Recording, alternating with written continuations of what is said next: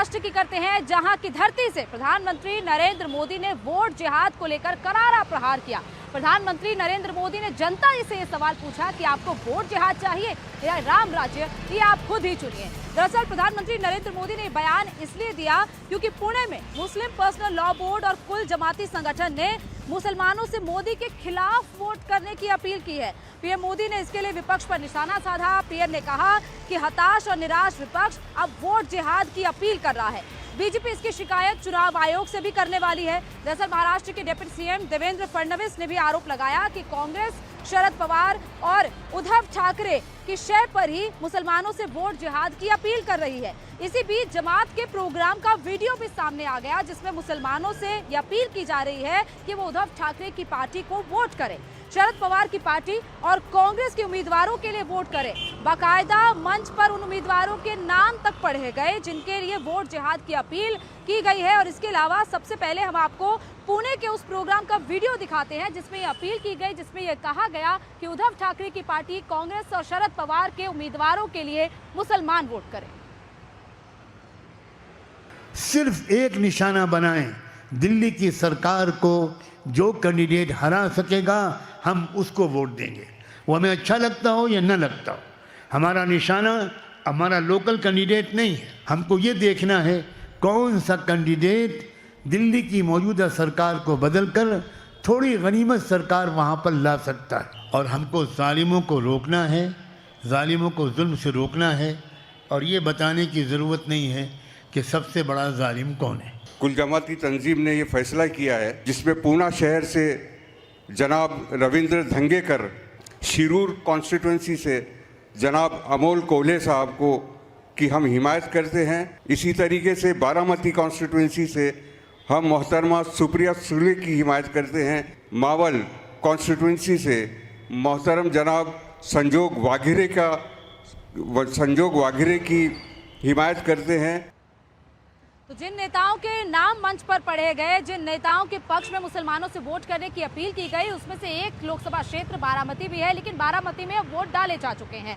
अब बाकी 3 लोकसभा ऐसे क्षेत्र हैं जिनमें वोटिंग होनी अभी बाकी है। लेकिन प्रधानमंत्री नरेंद्र मोदी ने इस वोट जिहाद पर करारा प्रहार किया। उन्होंने इसका 2 टूक जवाब दिया और उन्होंने जनता से कहा कि आपको चुनना है कि आपको वोट जिहाद चाहिए या राम राज्य। आज भारत इतिहास के एक अहम मोड़ पर खड़ा है। आपको ये तय करना है कि भारत में वोट जिहाद चलेगा या राम राज्य चलेगा। पाकिस्तान में आतंकी भारत के खिलाफ जिहाद की धमकी दे रहे हैं और यहां के कांग्रेस के लोगों ने भी घोषणा कर दी है मोदी के खिलाफ वोट जिहाद करो। यानी मोदी के खिलाफ एक खास धर्म के लोगों को एकजुट होकर वोट करने को कहा जा रहा है। सोचिए कांग्रेस किस स्तर पर उतर आई है। हताशा, निराशा ने कांग्रेस को कहां ले जाकर के पटका है। आप मुझे बताइए, क्या वोट जिहाद आपको मंजूर है? क्या लोकतंत्र में ये बात चल सकती है?